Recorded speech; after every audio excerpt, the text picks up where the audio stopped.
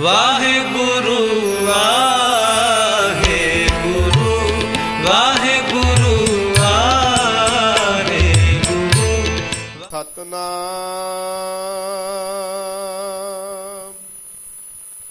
ਸ੍ਰੀ ਵਾਹਿਗੁਰੂ ਸਾਹਿਬ ਜੀ। ਸੋਰਠ ਮਹੱਲਾ ਪਹਿਲਾ। ਜਿਨੀ ਸਤਿਗੁਰ ਸੇਵਿਆ ਪਿਆਰੇ, ਤਿਨ ਕੇ ਸਾਥ ਤਰੇ। ਤਿਨਾ ਠਾਕ ਨਾ ਪਾਈਐ ਪਿਆਰੇ, ਅੰਮ੍ਰਿਤ ਰਸਨ ਹਰੇ। ਬੂਢੇ ਭਾਰੇ ਭੈ ਬਿਨਾ ਪਿਆਰੇ, ਤਾਰੇ ਨਦਰ ਕਰੇ। ਜਿਨੀ ਸਤਿਗੁਰ ਸੇਵਿਆ ਪਿਆਰੇ, ਤਿਨ ਕੇ ਸਾਥ ਤਰੇ। ਤਿਨਾ ਠਾਕ ਨਾ ਪਾਈਐ ਪਿਆਰੇ, ਅੰਮ੍ਰਿਤ ਰਸਨ ਹਰੇ। ਬੂਢੇ ਭਾਰੇ ਭੈ ਬਿਨਾ ਪਿਆਰੇ, ਤਾਰੇ ਨਦਰ ਕਰੇ। ਭੀ ਤੂੰ ਹੈ ਸਲਾਹਣਾ ਪਿਆਰੇ, ਭੀ ਤੇਰੀ ਸਲਾਹ। ਵਿਣ ਬੋਹਿਥ ਪੈ ਡੁੱਬੀਐ ਪਿਆਰੇ, ਕੰਦੀ ਪਾਏ ਕਹਾਹ। ਭੀ ਤੂੰ ਹੈ ਸਲਾਹਣਾ ਪਿਆਰੇ, ਭੀ ਤੇਰੀ ਸਲਾਹ। ਵਿਣ ਬੋਹਿਥ ਪੈ ਡੁੱਬੀਐ ਪਿਆਰੇ, ਕੰਦੀ ਪਾਏ ਕਹਾਹ। ਵਾਹਿਗੁਰੂ ਜੀ ਕਾ ਖਾਲਸਾ, ਵਾਹਿਗੁਰੂ ਜੀ ਕੀ ਫਤਿਹ। ਪਰਮ ਸਨਮਾਨਯੋਗ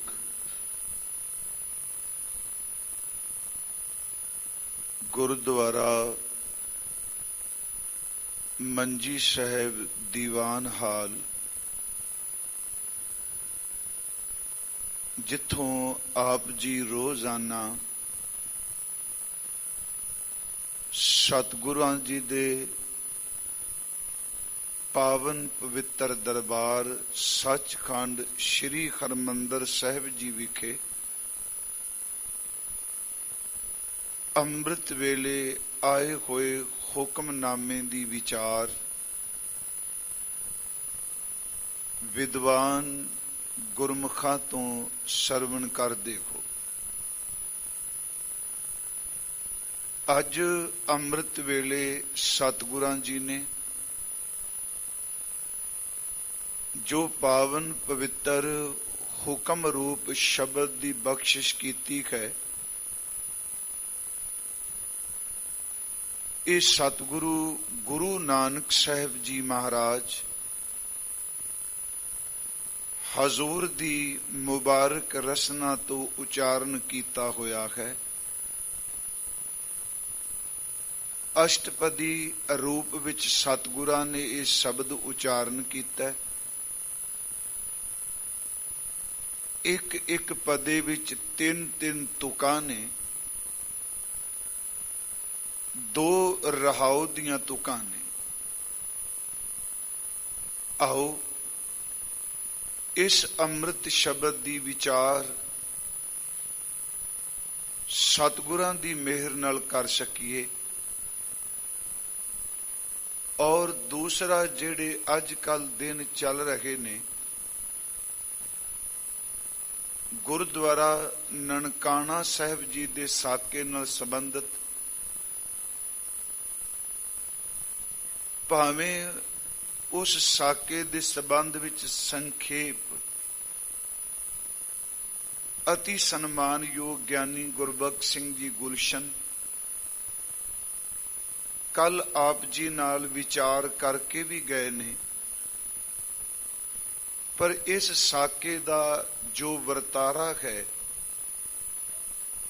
ਉਹ 4 ਦਿਨਾਂ ਦਾ ਹੈ। ਅਸੀਂ ਜੇ ਦੇਖੀਏ ਅੰਗਰੇਜ਼ੀ ਤਰੀਕ ਮੁਤਾਬਕ 20 ਫਰਵਰੀ 21, 22 ਤੇ 23, ਜੋ ਦੇਸੀ ਮਹੀਨੇ ਦੀ ਤਾਰੀਖ ਸੀ 10 ਫੱਗਣ, 11, 12 ਤੇ 13 ਫੱਗਣ,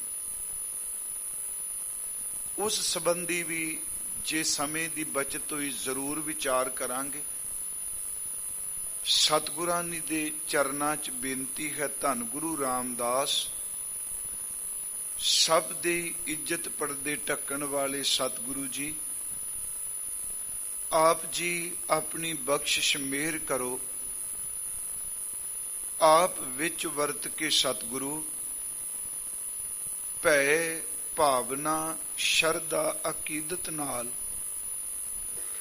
ਇਸ ਅੰਮ੍ਰਿਤ ਬਚਨ ਦੀ ਵਿਚਾਰ ਆਪ ਹੀ ਕਰਾ ਲਵੋ। ਆਪ ਜੋ ਇਸ ਅਸਥਾਨ ਤੇ ਸੰਗਤ ਹਾਜ਼ਰ ਹੈ, ਜਾਂ ਆਪ ਜੀ ਦੇਸ਼ ਵਿਦੇਸ਼ ਵਿੱਚ ਘਰਾਂ ਵਿੱਚ ਬੈਠੇ ਰੋਜ਼ਾਨਾ ਹੁਕਮ ਦੀ ਵਿਚਾਰ ਸਰਵਣ ਕਰਦੇ ਹੋ, ਬਖਸ਼ੋ ਅਸੀਸ।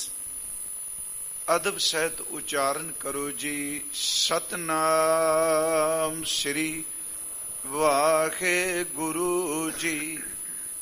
ਫਿਰ ਉਚਾਰਨ ਕਰੋ ਜੀ, ਸਤਨਾਮ ਸ੍ਰੀ ਵਾਹਿਗੁਰੂ ਜੀ। ਸਤਨਾਮ ਸ੍ਰੀ ਵਾਹਿਗੁਰੂ ਸਾਹਿਬ ਜੀ।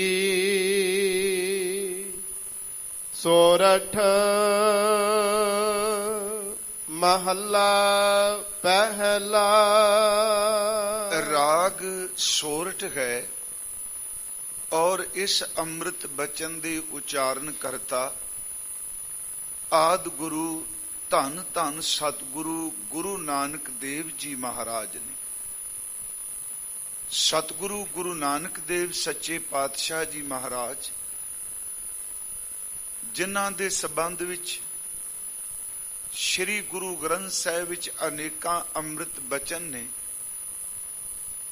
ਔਰ ਬਾਣੀ ਦੇ ਉਚਾਰਨ ਕਰਤਿਆਂ ਨੇ ਜੋ ਸ਼ਰਧਾ, ਜੋ ਭਾਵਨਾ ਗੁਰੂ ਨਾਨਕ ਸਾਹਿਬ ਜੀ ਬਾਰੇ ਪ੍ਰਗਟ ਕੀਤੀ ਹੈ ਧੁਰ ਅੰਦਰ ਤੋਂ, ਸੱਚ ਇਹ ਵੇ ਉਸ ਦਾ ਕੋਈ ਵੀ ਸਾਨੀ ਨਹੀਂ। ਅਸੀਂ ਸਤਿਗੁਰੂ ਗੁਰੂ ਨਾਨਕ ਸਾਹਿਬ ਜੀ ਦੀ ਉਪਮਾ ਬਾਣੀ ਚ ਪੜ੍ਹਦੇ ਹਾਂ, ਜਦੋਂ ਗਿਆਨ ਧਿਆਨ ਕਿਛ ਕਰਮ ਨਾ ਜਾਣਾ, ਸਾਰ ਨਾ ਜਾਣਾ ਤੇਰੀ, ਸਭ ਤੇ ਵੱਡਾ ਸਤਿਗੁਰੂ ਨਾਨਕ ਜਿਨ ਕਲ ਰਾਖੀ ਮੇਰੀ। ਜਾਂ ਸਤਿਗੁਰਾਂ ਜੀ ਦੇ ਇਹ ਅੰਮ੍ਰਿਤ ਬਚਨ, ਜੋਤ ਰੂਪ ਹਰ ਆਪ ਗੁਰੂ ਨਾਨਕ ਕਹਾਇਓ। ਇੱਥੋਂ ਤੱਕ ਕਿ ਜਿਸ ਨੇ ਗੁਰੂ ਨਾਨਕ ਸਾਹਿਬ ਜੀ ਦੇ ਬਚਨ ਸੁਣੇ, ਜਿਹੜਾ ਪੜ੍ਹੇਗਾ, ਜਿਸ ਨੇ ਗੁਰੂ ਨਾਨਕ ਦੇਵ ਮਹਾਰਾਜ ਜੀ ਦੇ ਦੀਦਾਰ ਕੀਤੇ, ਉਹ ਜਨਮ ਔਰ ਮਰਨ ਤੋਂ ਮੁਕਤ ਹੋ ਗਿਆ। ਮੈਂ ਮੂਰਖ ਕੀ ਕੇਤਕ ਬਾਤ ਹੈ, ਕੋਟ ਪਰਾਦੀ ਧਰਿਆ ਰੇ, ਗੁਰੂ ਨਾਨਕ ਜਿਨ ਸੁਣਿਆ ਪੇਖਿਆ, ਸੇ ਫਿਰ ਗਰਬਾਸ ਨਾ ਭਰਿਆ ਰੇ। ਸਤਿਗੁਰੂ ਗੁਰੂ ਨਾਨਕ ਸਾਹਿਬ ਸੱਚੇ ਪਾਤਸ਼ਾਹ ਜੀ ਨੇ 19 ਰਾਗਾਂ ਵਿੱਚ ਬਾਣੀ ਉਚਾਰਨ ਕੀਤੀ ਹੈ, ਔਰ ਅੱਜ ਇਹ ਸੋਰਠ ਰਾਗ ਵਿੱਚ ਸਤਿਗੁਰਾਂ ਦੀ ਉਚਾਰਨ ਕੀਤੀ ਹੋਈ ਅਸ਼ਟਪਦੀ ਹੈ, ਜਿਸ ਦੇ ਆਪਾਂ ਅੱਖਰੀ ਅਰਥ ਵਿਚਾਰਾਂਗੇ। ਜਿਨੀ ਸਤਿਗੁਰ ਸੇਵਿਆ ਪਿਆਰੇ। ਸਤਿਗੁਰੂ ਗੁਰੂ ਨਾਨਕ ਸਾਹਿਬ ਸੱਚੇ ਪਾਤਸ਼ਾਹ ਮਹਾਰਾਜ ਆਰੰਭ ਚ ਬਖਸ਼ਿਸ਼ ਕਰਦੇ ਨੇ। ਪਿਆਰੇ ਦਾ ਅਰਥ ਹੈ ਪਿਆਰੇ ਸੱਜਣ, ਹੈ ਸੱਜਣ, ਹੈ ਪਿਆਰਿਆ, ਜਿਨ੍ਹਾਂ ਨੇ ਸਮਰੱਥ ਸਤਿਗੁਰੂ ਜੀ ਨੂੰ ਸੇਵਿਆ ਹੈ, ਜਿਨ੍ਹਾਂ ਨੇ ਸਮਰੱਥ ਸਤਿਗੁਰੂ ਜੀ ਦੀ ਸੇਵਾ ਕੀਤੀ ਹੈ। ਤਿਨ ਕੇ ਸਾਥ ਤਰੇ। ਜਿਨ੍ਹਾਂ ਨੇ ਸਤਿਗੁਰੂ ਜੀ ਨੂੰ ਸੇਵਿਆ ਹੈ, ਉਹਨਾਂ ਗੁਰਮੁਖਾਂ ਦੀ ਜਿਹੜਾ ਸੰਗਤ ਕਰਦਾ ਹੈ, ਜਿਹੜਾ ਉਹਨਾਂ ਦੇ ਸਾਥ ਹੈ ਜਾਂ ਉਹਨਾਂ ਦੀ ਸੰਗਤ ਵਿੱਚ ਰਹਿੰਦਾ ਹੈ, ਉਹ ਆਪ ਤਾਂ ਤਰੇ ਹੀ ਹਨ, ਤੇ ਜਿਹੜਾ ਉਹਨਾਂ ਦੀ ਸੰਗਤ ਕਰਦਾ, ਉਹਨਾਂ ਦੇ ਸਾਥ, ਉਹਨਾਂ ਦੇ ਕਾਫਿਲੇ, ਉਹਨਾਂ ਦੇ ਨਾਲ ਰਹਿਣ ਵਾਲੇ ਸੰਗੀ ਜਿਹੜੇ ਨੇ, ਉਹਨਾਂ ਦਾ ਵੀ ਪਾਰ ਉਤਾਰਾ ਹੋ ਜਾਂਦਾ ਹੈ। ਤਿਨਾ ਠਾਕ ਨਾ ਪਾਈਐ ਪਿਆਰੇ। ਜਿਨ੍ਹਾਂ ਨੇ ਸਮਰੱਥ ਸਤਿਗੁਰੂ ਜੀ ਨੂੰ ਸੇਵਿਆ ਹੈ, ਠਾਕ ਦਾ ਲਫ਼ਜ਼ੀ ਅਰਥ ਕਰਾਂਗੇ ਰੁਕਾਵਟ, ਕਿਸੇ ਚੀਜ਼ ਨੂੰ ਰੋਕਣਾ।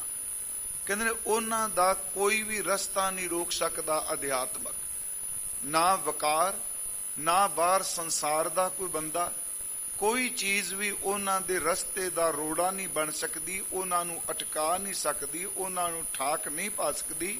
ਕਿਹਨਾਂ ਨੂੰ? ਜਿਨ੍ਹਾਂ ਨੇ ਸਤਿਗੁਰੂ ਨੂੰ ਸੇਵਿਆ ਹੈ। ਅੰਮ੍ਰਿਤ ਰਸਨ ਹਰੇ। ਔਰ ਉਹਨਾਂ ਗੁਰਮੁਖਾਂ ਦੇ ਇਹ ਸ਼ਬਦ ਤਿੰਨ, ਅੰਮ੍ਰਿਤ ਰਸਨ ਖਰੇ। ਖਰੇ ਦਾ ਅਰਥ ਹੈ ਖਰੀ ਪਰਮਾਤਮਾ, ਅੰਮ੍ਰਿਤ ਦਾ ਅਰਥ ਹੈ ਨਾਮ ਰੂਪੀ ਅੰਮ੍ਰਿਤ। ਕਹਿੰਦੇ ਉਹਨਾਂ ਗੁਰਮੁਖਾਂ ਦੀ ਰਸਨਾ ਦੇ ਉੱਤੇ ਖਰੀ ਪਰਮੇਸ਼ਵਰ ਦਾ ਨਾਮ ਅੰਮ੍ਰਿਤ ਹੈ। ਉਹ ਨਾਮ ਅੰਮ੍ਰਿਤ ਦਾ ਰਸ ਚੱਖਦੇ ਨੇ। ਇਹਨਾਂ ਦੋ ਤੁਕਾਂ ਦੇ ਅਰਥ ਹੋ ਗਏ ਕਿ ਜਿਨ੍ਹਾਂ ਨੇ ਸਮਰੱਥ ਸਤਿਗੁਰੂ ਜੀ ਨੂੰ ਸੇਵਿਆ ਹੈ, ਉਹਨਾਂ ਦੀ ਸੰਗਤ ਕਰਨ ਵਾਲੇ ਸਤ ਸੰਗੀ ਵੀ ਤਰ ਜਾਂਦੇ ਨੇ। ਉਹਨਾਂ ਗੁਰਮੁਖਾਂ ਦੇ ਰਸਤੇ ਵਿੱਚ ਕੋਈ ਰੁਕਾਵਟ ਨਹੀਂ ਪਾ ਸਕਦਾ। ਉਹਨਾਂ ਦੀ ਰਸਨਾ ਉੱਪਰ ਖਰੀ ਪਰਮੇਸ਼ਵਰ ਦਾ ਨਾਮ ਅੰਮ੍ਰਿਤ ਹੈ। ਬੂਢੇ ਭਾਰੇ ਭੈ ਬਿਨਾ ਪਿਆਰੇ। ਬੂਢੇ ਭਾਰੇ ਭੈ ਬਿਨਾ ਪਿਆਰੇ। ਬੂਢੇ ਦਾ ਅਰਥ ਡੁੱਬ ਗਏ ਨੇ। ਭਾਰੇ ਦਾ ਲਫ਼ਜ਼ੀ ਅਰਥ ਆਪਾਂ ਸਾਰੇ ਜਾਣਦੇ ਹਾਂ, ਵਜ਼ਨਦਾਰ, ਜਿਨ੍ਹਾਂ ਦਾ ਵਜ਼ਨ ਬਹੁਤ ਹੋਵੇ।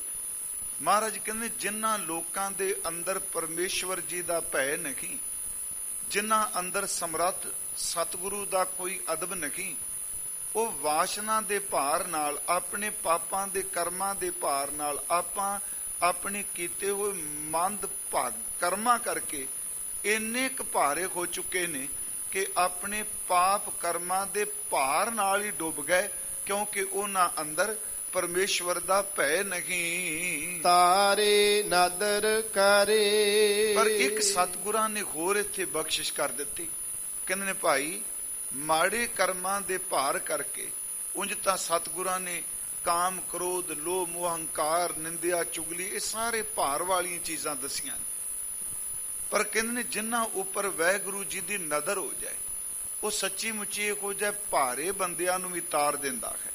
ਇਹ ਸਤਿਗੁਰਾਂ ਦੀ ਇਸ ਅਸ਼ਟਪਦੀ ਦੇ ਪਹਿਲਾ ਜਿਹੜਾ ਪਦਾ ਹੈ, ਉਹਦੀਆਂ ਤਿੰਨ ਤੁਕਾਂ ਨੇ। ਇਹਦੇ ਸੰਖੇਪ ਜੀ ਵਿਆਖਿਆ ਕਿ ਜਿਨ੍ਹਾਂ ਨੂੰ ਸਮਰੱਥ ਸਤਿਗੁਰੂ ਪ੍ਰਤੀ ਭਾਵਨਾ ਬਣ ਜਾਏ, ਸੱਚ ਇਹ ਵੇ ਕਿ ਉਹਨਾਂ ਦੀ ਸੰਗਤ ਕਰਨ ਵਾਲੇ ਵੀ ਤਰ ਜਾਂਦੇ ਆ। ਜਿਵੇਂ ਅਸੀਂ ਸਤਿਗੁਰੂ ਜੀ ਦੇ ਬਚਨ ਪੜ੍ਹਨੇ ਆ, ਜਿਨਨੀ ਨਾਮ ਧਿਆਇਆ ਗਏ ਮਸ਼ੱਕਤ ਕਾਲ, ਨਾਨਕ ਤੇ ਮੁਖ ਉਜਲੇ ਕੀਤੀ ਛੁੱਟੀ ਨਾਲ। ਉਹਨਾਂ ਦੀ ਸੰਗਤ ਕਰਨ ਵਾਲਿਆਂ ਦਾ ਵੀ ਪਾਰ ਉਤਾਰਾ ਹੈ।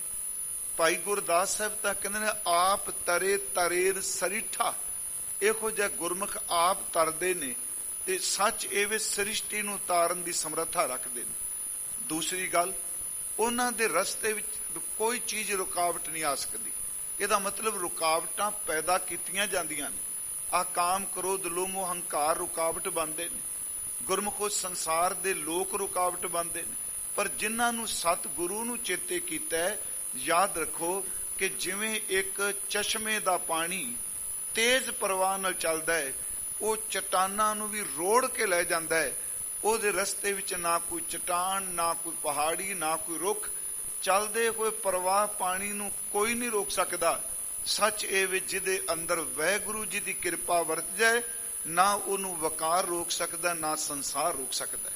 ਇਸੇ ਨੂੰ ਸਤਿਗੁਰਾਂ ਨੇ ਕਿਹਾ ਪਰਮੇਸ਼ਰ ਦਿੱਤਾ ਬੰਨਾ, ਦੁੱਖ ਰੋਕਾ ਡੇਰਾ ਭੰਨਾ। ਉਹਨਾਂ ਨੂੰ ਕੋਈ ਵੀ ਰੋਕ ਨਹੀਂ ਸਕਦਾ। ਪ੍ਰਮਾਤਮਾ ਨੇ ਬੰਨ ਮਾਰ ਦਿੱਤਾ, ਉਹਨਾਂ ਵੱਲ ਕੋਈ ਵਾਸ਼ਨਾ ਆਵੇ ਨਾ। ਇਹ ਸਤਿਗੁਰਾਂ ਨੇ ਪਹਿਲੇ ਤੁਕਾਂ ਵਿੱਚ ਪਹਿਲੇ ਪਦੇ ਵਿੱਚ ਬਖਸ਼ਿਸ਼ ਕੀਤੀ ਹੈ। ਭੀ ਤੂੰ ਹੈ ਸਾਲਾਹਣਾ ਪਿਆਰੇ। ਕਹਿੰਦੇ ਨੇ ਖੇ ਪਾਰ ਬ੍ਰਹਮ ਪਰਮੇਸ਼ਵਰ ਜੀ ਆਪ ਜੀ ਸਲਾਹਣ ਯੋਗ ਹੋ, ਆਪ ਜੀ ਦੀ ਸਿਫਤ ਕਰਨੀ ਚਾਹੀਦੀ ਹੈ। ਭੀ ਤੇਰੀ ਸਾਲਾਹ, ਤੇ ਉਸ ਪਾਰ ਬ੍ਰਹਮ ਪਰਮੇਸ਼ਵਰ ਦੀ ਹੀ ਸਿਫਤ ਕਰੀਏ। ਬਿਨ ਬੋਹਿਤ ਭੈ ਡੁੱਬੀਐ ਪਿਆਰੇ। ਬਿਨ ਬੋਹਿਤ ਭੈ ਡੁੱਬੀਐ ਪਿਆਰੇ। ਬੋਹਿਤ ਦਾ ਲਫ਼ਜ਼ੀ ਅਰਥ ਹੈ ਜਹਾਜ਼, ਭੈ ਦਾ ਅਰਥ ਹੈ ਡਰ। ਸੱਚ ਇਹ ਵੇ, ਇਹ ਸੰਸਾਰ ਨੂੰ ਸਤਿਗੁਰਾਂ ਨੇ ਸਮੁੰਦਰ ਨਾਲ ਵੀ ਤੁਲਨਾ ਦਿੱਤੀ। ਇਹ ਸਾਗਰ ਵੀ ਆਪਾਂ ਪੜ੍ਹਨੇ ਆ। ਮਹਾਰਾਜ ਕਹਿੰਦੇ ਨੇ ਕਿ ਇਸ ਸੰਸਾਰ ਸਮੁੰਦਰ ਦੇ ਭੈ ਵਿੱਚ ਬੜੇ ਬੰਦੇ ਨੇ ਉਹ ਜਿਹੜੇ ਜਹਾਜ਼ ਤੋਂ ਬਿਨਾ, ਬੋਹਿਤ ਤੋਂ ਬਿਨਾ ਡੁੱਬ ਗਏ। ਇਹਦਾ ਭਾਵ ਅਰਥ ਇਹ ਹੋਇਆ ਕਿ ਸਤਿਗੁਰੂ ਪਰਮੇਸ਼ਵਰ ਕਾ ਨਾਮ ਜਹਾਜ਼ ਹੈ। ਸੰਸਾਰ ਵਿੱਚ ਖਿੰਨ ਖਿੰਨ ਭੈ ਵਿਆਪਦਾ ਹੈ। ਅਨੇਕਾਂ ਜੀਵ ਐਸੇ ਨੇ ਜਿਹੜੇ ਸੱਚੀ ਮੁੱਚੀ ਸੰਸਾਰ ਦੇ ਤੋਖਲੇ ਵਿੱਚ ਨਾਮ ਨਾ ਜਪਣ ਕਰਕੇ ਸਤਿਗੁਰੂ ਦਾ ਪੱਲਾ ਨਹੀਂ ਪਕੜਿਆ। ਜਹਾਜ਼ ਇਹਨਾਂ ਕੋਲ ਹੈ ਨਹੀਂ ਤੇ ਉਸ ਵਿੱਚ ਡੁੱਬ ਗਏ ਹਨ। ਕੰਦੀ ਪਾਏ ਕਹਾਹ। ਕੰਦੀ ਦਾ ਅਰਥ ਹੈ ਕਿਨਾਰਾ, ਕਹਾ ਦਾ ਅਰਥ ਹੈ ਕਿੱਥੇ।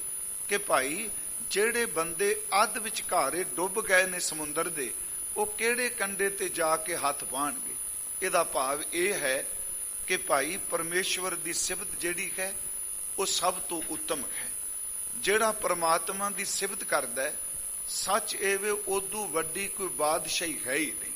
ਅਸੀਂ ਸਤਿਗੁਰੂ ਜੀ ਦੇ ਬਚਨ ਪੜ੍ਹਨੇ, ਦਾਸ ਨੇ ਕਈ ਵਾਰੀ ਇੱਥੇ ਅਰਜ਼ ਕੀਤੀ, ਗੁਰਮਖੋ ਜਿਹੜੀ ਬਾਣੀ ਰੂਪ ਚ, ਕੀਰਤਨ ਰੂਪ ਚ, ਸ਼ਬਦ ਰੂਪ ਚ ਆਪਾਂ ਸਿਮਰਨ ਰੂਪ ਜਿਹੜੀ ਸਿਫਤ ਕਰਨੇ ਆ, ਇਹ ਸਿਫਤ ਕੇਵਲ ਜ਼ਬਾਨੀ ਕਲਾਮੀ ਸ਼ਬਦ ਨਹੀਂ ਕਿ ਮੂੰਹ ਚੋਂ ਸ਼ਬਦ ਨਿਕਲਿਆ ਬਸ ਵਿਅਰਥ ਚਲਾ ਗਿਆ। ਨਹੀਂ ਪਿਆਰਿਓ, ਹਰ ਸਿਮਰਨ ਮੈਂ ਆਪ ਨਿਰੰਕਾਰਾ ਹੈ। ਸਿਮਰਨ ਦੇ ਵਿੱਚ ਆਪ ਨਿਰੰਕਾਰ ਦੀ ਵਰਤਦੇ। ਤੇ ਜਦੋਂ ਕੋਈ ਉਸ ਦੀਆਂ ਸਿਫਤਾਂ ਕਰਦਾ ਹੈ, ਇੱਥੇ ਇੱਕ ਹੋਰ ਬੇਨਤੀ, ਪਰਮੇਸ਼ਵਰ ਨੂੰ ਸਿਫਤਾਂ ਦੀ ਭੁੱਖ ਨਹੀਂ। ਜਿਵੇਂ ਦੁਨੀਆਦਾਰ ਕੋਈ ਬੰਦਾ ਚਾਰ ਸ਼ਬਦ ਕੋਈ ਉਸਤਤ ਦੇ ਕਹਿ ਦੇ, ਉਹਦਾ ਰੰਗ ਹੋਰ ਹੋ ਜਾਂਦਾ ਚਿਹਰੇ ਦਾ, ਨਿੰਦਿਆ ਕਰੇ ਫੇਸ ਦਾ ਰੰਗ ਹੋਰ ਹੋ ਜਾਂਦਾ। ਜੇ ਕੋਈ ਸਾਰਾ ਸੰਸਾਰ ਸਿਫਤ ਨਾਮ ਹੀ ਕਰੇ ਤੇ ਪਰਮੇਸ਼ਵਰ ਦਾ ਕੁਛ ਨਹੀਂ ਘਟਣਾ। ਇਹ ਸਿਫਤ ਇਸ ਕਰਕੇ ਕਰਨੇ ਆ, ਸਿਫਤ ਕਰ ਕਰਕੇ ਸਾਡਾ ਸੰਬੰਧ ਵਾਹਿਗੁਰੂ ਜੀ ਨਾਲ ਬਣ ਜਾਂਦਾ। ਇਸ ਨੂੰ ਫਿਰ ਬੇਨਤੀ ਨੂੰ ਸੁਣਿਆ। ਅਸੀਂ ਸਤਿਗੁਰਾਂ ਦਾ ਇੱਕ ਬਚਨ ਰੋਜ਼ ਪੜ੍ਹਨੇ ਆ ਜਪਜੀ ਸਾਹਿਬ ਵਿੱਚ, ਕਿਉਂਕਿ ਸਿਫਤ ਸਲਾਹ ਰੱਬ ਦੀ ਦਾਤ ਹੈ। ਜਿਸ ਨੂੰ ਬਖਸ਼ੇ ਸਿਫਤ ਸਲਾਹ, ਨਾਨਕ ਪਾਤਸ਼ਾਹੀ ਪਾਤਸ਼ਾਹ। ਉਹ ਪਾਤਸ਼ਾਹ ਦਾ ਪਾਤਸ਼ਾਹ ਬਣ ਜਾਂਦਾ ਜਿਹਨੂੰ ਸਿਫਤ ਸਲਾਹ ਮਿਲ ਜਾਏ। ਇੱਕ ਸਤਿਗੁਰਾਂ ਦੀ ਪੌੜੀ ਹੈ, ਸਾਹ ਲਾਹੀ ਸਾਹ ਲਾਹੇ। ਸੌ ਲਾਉਣ ਯੋਗ ਪਰਮਾਤਮਾ ਦੀਆਂ ਸਿਫਤ ਸਲਾਹਾਂ ਕਰਨੀ ਚਾਹੀਦੀ ਹੈ। ਪਰ ਸਿਫਤ ਸਲਾਹ ਦਾ ਸੰਬੰਧ ਸਾਡੇ ਅੰਦਰ ਦੀ ਸੁਰਤ ਨੂੰ ਉਸ ਵਾਹਿਗੁਰੂ ਨਾਲ ਅਭੇਦ ਕਰ ਦੇਣਾ ਜਿਹਦੀ ਸਿਫਤ ਕਰ ਰਹੇ ਹਾਂ। ਕਿਵੇਂ? ਸਤਿਗੁਰਾਂ ਨੇ ਉਦਾਹਰਨ ਦਿੱਤੀ ਹੈ, ਜਿਵੇਂ ਬਾਰਿਸ਼ ਪੈਣ ਦੇ ਨਾਲ, ਮੀਂਹ ਪੈਣ ਦੇ ਨਾਲ ਨਦੀਆਂ ਤੇ ਨਾਲਿਆਂ ਦਾ ਬਰਸਾਤੀ ਪਾਣੀ ਸਮੁੰਦਰ ਵਿੱਚ ਅਭੇਦ ਹੋ ਜਾਂਦਾ ਹੈ। ਜਿਹੜੇ ਇਨਸਾਨ ਪਰਮੇਸ਼ਵਰ ਜੀ ਦੀ ਸਿਫਤ ਸਲਾਹ ਕਰਦੇ ਨੇ, ਸਿਫਤ ਸਲਾਹ ਇੱਕ ਪ੍ਰਵਾਹ ਦੀ ਤਰ੍ਹਾਂ ਹੈ, ਇਨਸਾਨ ਨੂੰ ਵਾਹਿਗੁਰੂ ਦੇ ਵਿੱਚ ਅਭੇਦ ਕਰ ਦਿੰਦੀ ਹੈ। ਸਾਹ ਲਾਹੀ ਸਾਹ ਲਾਹੇ, ਏਤੀ ਸੁਰਤ ਨਾ ਪਾਈਆ, ਨਦੀਆਂ ਅਤੈ ਵਾਹ ਪਵਹਿ ਸਮੁੰਦ ਨਾ ਜਾਣੀਐ। ਪਿਆਰਿਓ, ਨਦੀਆਂ ਤੇ ਨਾਲੇ ਸਮੁੰਦਰ ਵਿੱਚ ਅਭੇਦ ਹੋ ਜਾਂਦੇ ਆ, ਪਰ ਉਹਨਾਂ ਦਾ ਕੋਈ ਪਹਿਚਾਨ ਨਹੀਂ ਹੁੰਦੀ, ਉਹ ਵੱਖਰੇ ਨਹੀਂ ਹੋ ਸਕਦੇ। ਇਸੇ ਤਰ੍ਹਾਂ ਸਿਫਤ ਕਰਨ ਵਾਲਾ ਇੱਕ ਦਿਨ ਪਰਮੇਸ਼ਵਰ ਵਿੱਚ ਅਭੇਦ ਹੋ ਜਾਂਦਾ ਹੈ। ਮਹਾਰਾਜ ਨੇ ਬਾਣੀ ਵਿੱਚ ਕਿਹਾ ਕਿ ਸੱਚੇ ਸਾਹਿਬ ਦੀ ਸਿਫਤ ਕਰੋ ਤੇ ਉਸ ਵਿੱਚ ਸਾਨੂੰ ਅਭੇਦਤਾ ਮਿਲਦੀ ਹੈ। ਤੇ ਸਤਿਗੁਰੂ ਕਹਿ ਰਿਹਾ ਕਿ ਪਰਮੇਸ਼ਵਰ ਦੀ ਸਿਫਤ ਕਰੋ, ਸਲਾਉਣ ਯੋਗ ਹੈ। ਜਿਨ੍ਹਾਂ ਸਿਫਤ ਨੇ ਕੀਤੀ ਉਹ ਸੰਸਾਰ ਸਮੁੰਦਰ ਵਿੱਚ ਡੁੱਬ ਗਏ, ਉਹਨਾਂ ਨੂੰ ਕੰਡਾ ਨਹੀਂ ਲੱਭਦਾ। ਰਹਾਉ ਇਹ ਦੋ ਤੁਕਾਂ ਸਤਿਗੁਰਾਂ ਨੇ ਰਹਾਉ ਦੀਆਂ ਬਖਸ਼ਿਸ਼ ਕੀਤੀਆਂ ਹਨ। ਸਾਲਾਹੀ ਸਾਲਾਹਣਾ ਪਿਆਰੇ। ਪਿਆਰਿਓ, ਉਸ ਵਿਆਪਾਰ ਬ੍ਰਹਮ ਪਰਮੇਸ਼ਵਰ ਨੂੰ ਸਿਫਤ ਸਲਾਹ ਕਰੀਏ, ਉਹ ਹੀ ਕੇਵਲ ਸਲਾਉਣ ਯੋਗ ਹੈ। ਦੂਜਾ ਅਵਰ ਨਾ ਕੋਏ। ਉਸ ਪਾਰ ਬ੍ਰਹਮ ਪਰਮੇਸ਼ਵਰ ਦੇ ਤੁਲ, ਉਹਦੇ ਮੁਕਾਬਲੇ ਹੋਰ ਦੂਜਾ ਕੋਈ ਨਹੀਂ ਕਿ ਜਿਸ ਦੀ ਅਸੀਂ ਪਰਮੇਸ਼ਵਰ ਤੁਲ ਸਿਫਤ ਕਰ ਸਕੀਏ। ਮੇਰੇ ਪ੍ਰਭ ਸਾਲਾਹਨ ਸੇ ਭਲੇ ਪਿਆਰੇ। ਧੰਨ ਗੁਰੂ ਨਾਨਕ ਸਾਹਿਬ ਬਖਸ਼ਿਸ਼ ਕਰਦੇ ਨੇ, ਜਿਹੜੇ ਮੇਰੇ ਖਰੀ ਪਰਮਾਤਮਾ ਵਾਹਿਗੁਰੂ ਜੀ ਦੀਆਂ ਸਿਫਤਾਂ ਕਰਦੇ ਨੇ, ਜਿਹੜੇ ਉਹਦਾ ਸਿਮਰਨ ਕਰਦੇ ਹਨ। ਸ਼ਬਦ ਰਤੇ ਰੰਗ ਹੋਏ। ਜਿੰਨੀ ਉਹ ਪਰਮੇਸ਼ਵਰ ਦੀ ਸ਼ਬਦ ਵਿੱਚ ਭਿੱਜ ਕੇ, ਇਉਂ ਕਹਿ ਲੋ ਸ਼ਬਦ ਰੂਪ ਉਹ ਸਿਫਤ ਕਰਦੇ ਨੇ, ਉਹਨਾਂ ਦੇ ਅੰਦਰ ਪਰਮਾਤਮਾ ਦੇ ਨਾਮ ਦਾ ਰੰਗ, ਪਰਮੇਸ਼ਵਰ ਦਾ ਪਿਆਰ ਹੋਰ ਜ਼ਿਆਦਾ ਬਣਦਾ ਹੈ। ਤਿਸ ਕੀ ਸੰਗਤ ਜੇ ਮਿਲੈ ਪਿਆਰੇ। ਤੇ ਇਹੋ ਜੀ ਗੁਰਮੁਖ ਰੂ ਜਿਹੜੀ ਅੱਠੇ ਪੈਰ ਪਰਮਾਤਮਾ ਦੀ ਸਿਫਤ ਵਿੱਚ ਜੁੜੀ ਹੈ, ਜੇ ਉਸ ਗੁਰਮੁਖ ਦੀ ਸੰਗਤ ਮਿਲ ਜਾਏ, ਰਸ ਲੈ ਤਤ ਵੇਲੋਏ। ਉਸ ਦੀ ਸੰਗਤ ਵਿੱਚ ਇਹ ਹੁੰਦਾ ਹੈ, ਜੋ ਇਬਾਦਤ ਬੰਦਗੀ ਸਿਮਰਨ ਕਰ ਰਿਹਾ, ਸਲਾਹ ਰਿਹਾ ਹੈ, ਉਸ ਦੀ ਸੰਗਤ ਕਰਦਿਆਂ ਨਾਮ ਜਪਣ ਦਾ ਰਸ ਆਉਂਦਾ ਹੈ। ਫਿਰ ਇਨਸਾਨ ਉਹਦੀ ਸੰਗਤ ਵਿੱਚ ਸੱਚ ਐਵੇਂ ਆਪਣੇ ਅੰਦਰ ਨੂੰ ਰਿੜਕਦਾ ਹੈ, ਵਿਲੋਂਦਾ ਹੈ। ਇਉਂ ਕਹਾਂ ਕਿ ਜਦੋਂ ਗੁਰਮੁਖ ਕਿਸੇ, ਫਿਰ ਬੇਨਤੀ ਸੁਣਿਓ, ਪਖੰਡ ਪਰਪੰਚ ਦੀ ਗੱਲ ਨਹੀਂ ਹੋ ਰਹੀ, ਜਿਹੜਾ ਸੱਚਮੁੱਚ ਜੀਉ ਨਿਰਮਲ ਬਾਹਰੋਂ ਨਿਰਮਲ ਹੈ, ਜਿਹੜਾ ਸੱਚਮੁੱਚ ਰੱਤੇ ਇਸ਼ਕ ਖੁਦਾਏ ਰੰਗ ਦੀਦਾਰ ਕੇ, ਜਿਹੜਾ ਸੱਚਮੁੱਚ ਰੱਤੇ ਸਹੀ ਜੇ ਮੁਖ ਨਾ ਮੁੜਾਨ ਜਿਨੀ ਸੰਝਾਤਾ ਸਾਈਂ, ਜਦੋਂ ਉਹਨਾਂ ਦੀ ਕੋਈ ਸੰਗਤ ਕਰਦਾ ਹੈ, ਫਿਰ ਨਾਮ ਜਪਦਿਆਂ ਜਪਦਿਆਂ ਆਪਣੇ ਸਰੀਰ ਨੂੰ ਰਿੜਕਦਾ ਹੈ। ਗੁਰਮੁਖੋ, ਇਹਦੇ ਵਿੱਚੋਂ ਤਤ ਪਰਮਾਤਮਾ ਦੀ ਪ੍ਰਾਪਤੀ ਹੋ ਜਾਂਦੀ। ਜਿਹੜਾ ਅਸੀਂ ਪਾਠ ਕਰਨੇ ਆ ਸੂਈ ਰਾਗ 'ਚ, ਭਾਂਡਾ ਧੋਏ ਬੈਸ ਧੂਪ ਦੇਵੋ ਤਉ ਦੁੱਧੈ ਕੋ ਜਾਵੋ, ਦੁੱਧ ਕਰਮ ਫਨ ਸੁਰਤ ਸਮਾਇਨ ਹੋਏ ਨਿਰਾਸ ਜਮਾਵੋ, ਜਪੋ ਤਾਂ ਏਕੋ ਨਾਮਾ ਅਵਰ ਨਿਰਾਫਲ ਕਾਮਾ ਰਹਾਓ, ਇਹ ਮਨ ਈਟੀ ਖਾਤ ਕਰੋ ਫੁਨ ਨੇਤਰੋ ਨੀਂਦ ਨਾ ਆਵੈ, ਰਸਨਾ ਨਾਮ ਜਪੋ ਤਬ ਮਥੀਐ। ਇਸ ਤਰ੍ਹਾਂ ਨਾਮ ਜਪ ਜਪ ਕੇ ਆਪਣੇ ਆਪ ਨੂੰ ਰਿੜਕਦੇ ਨੇ, ਮੱਥਦੇ ਨੇ। ਤੇ ਮਹਾਰਾਜ ਕਹਿੰਦੇ ਨੇ, ਦੁੱਧ ਦਹੀਂ ਬਣ ਜਾਏ ਜੰਮਿਆ ਹੋਇਆ, ਉਹਨੂੰ ਰਿੜਕੋ ਤੇ ਵਿੱਚੋਂ ਮੱਖਣ ਨਿਕਲਦਾ ਹੈ, ਜਿਹੜਾ ਗੁਰੂ ਸ਼ਬਦ ਆਪਣੀ ਰਸਨਾ ਨੂੰ ਮਧਾਣੀ ਬਣਾ ਕੇ ਅੰਦਰ ਨੂੰ ਰਿੜਕਦਾ ਹੈ, ਇਸ ਸਰੀਰ ਦੇ ਵਿੱਚੋਂ ਅੰਮ੍ਰਿਤ ਪ੍ਰਗਟ ਹੁੰਦਾ ਹੈ।